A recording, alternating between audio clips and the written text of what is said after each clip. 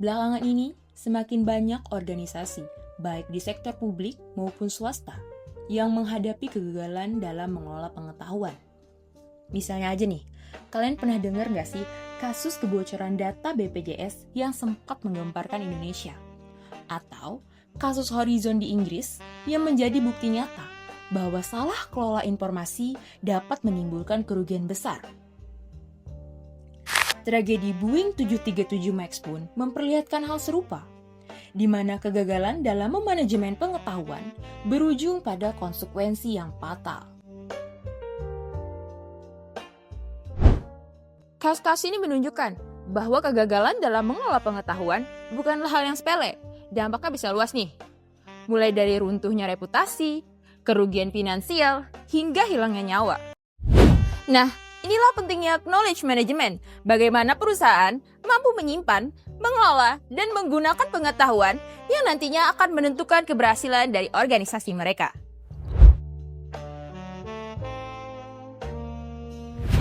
Halo semuanya, kali ini kita akan membahas bagaimana konsep dan strategi pengelolaan knowledge management di dalam organisasi.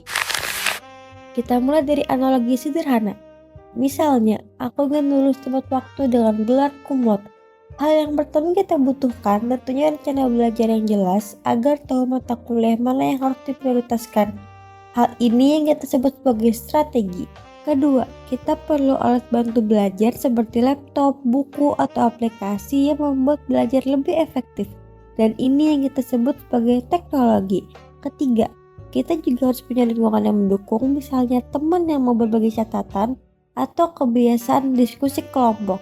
Nah, yang ini budaya. Kalau ketiganya berjalan bersama, peluang kita untuk lulus tepat waktu dengan gelar cum laude pasti akan jauh lebih besar. Sama seperti organisasi, strategi, teknologi, dan budaya yang sehat akan membuat pengelolaan pengetahuan lebih kuat dan berkelanjutan.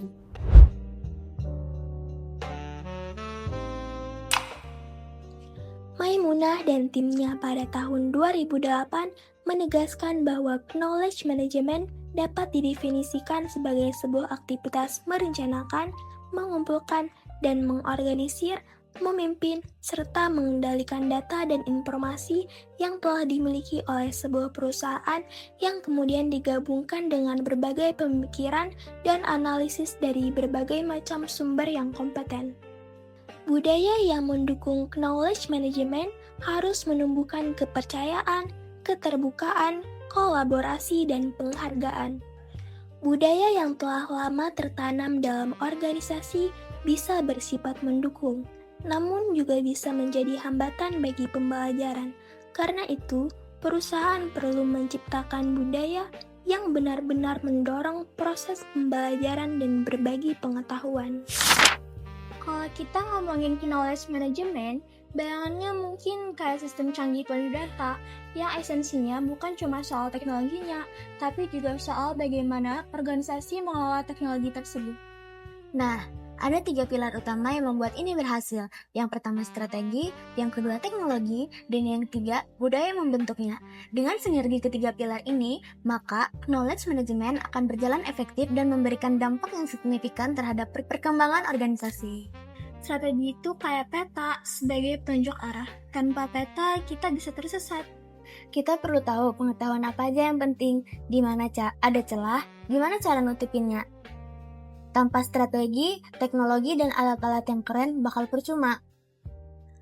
Dalam knowledge management, strategi mencangkup 4 hal penting. Yang pertama, knowledge creation, penciptaan pengetahuan. Inilah awal lahirnya ide-ide baru. Yang kedua, knowledge sharing, berbagi pengetahuan, dibaginya pengetahuan dari individu ke tim atau organisasi agar dapat diakses dan dimanfaatkan oleh semua yang membutuhkan. Yang ketiga, knowledge utilization, pemanfaatan pengetahuan.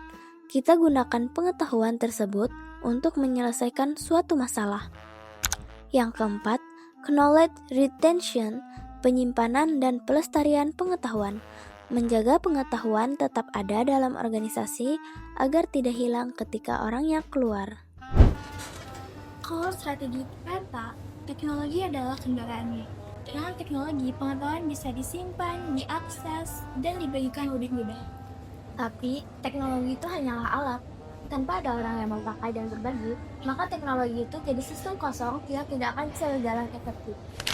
Dalam knowledge management, teknologi berperan sebagai kunci dalam memfasilitasi proses knowledge management yang lebih efisien dan meningkatkan kinerja organisasi secara keseluruhan. Nah, disinilah budaya masuk. Budaya organisasi yang sehat bikin orang berani berbagi ide dan belajar dari kesalahan. Tapi, kalau orang yang nggak mau berbagi, semua strategi dan teknologi itu bakal percuma. Kalau budayanya toksik, bahkan sistem terbaik pun bakal mati. Intinya, knowledge management ini berhasil bukan cuma soal software, tapi juga soal mindset bersama.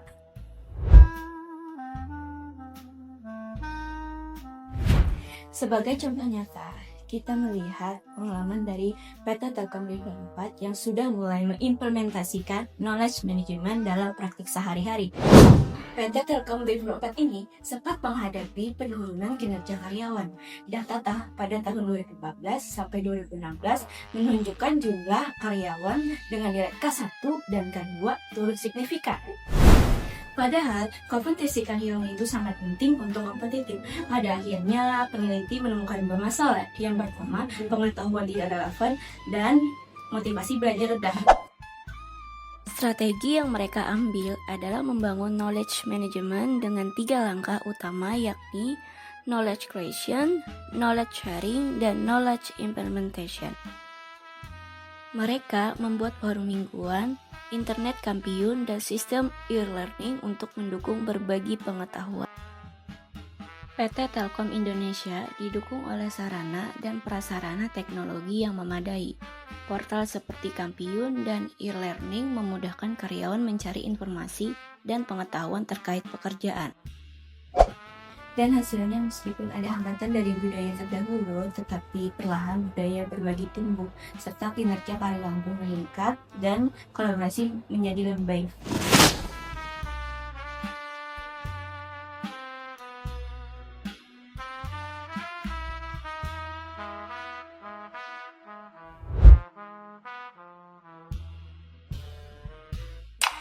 Penerapan knowledge management bukan hanya soal teknologi, melainkan soal bagaimana strategi, teknologi, dan budaya organisasi bekerja sama dalam konteks saat ini, terutama di sektor pemerintahan yang masih banyak menghadapi tantangan budaya berbagi.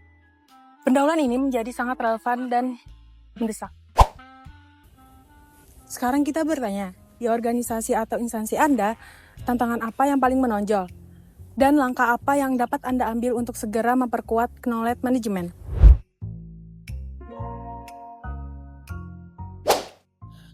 Kesimpulannya, knowledge management adalah proses menciptakan, berbagi, memanfaatkan, dan menjaga pengetahuan.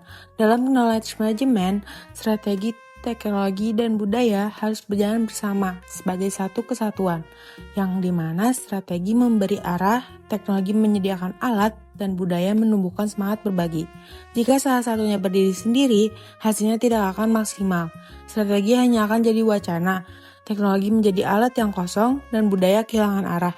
Tetapi ketika ketiganya menyatu, organisasi maupun perkuliahan akan lebih terarah, efisien, dan inovatif. Sehingga pengetahuan benar-benar memberi dampak yang nyata bagi perkembangan dan masa depan.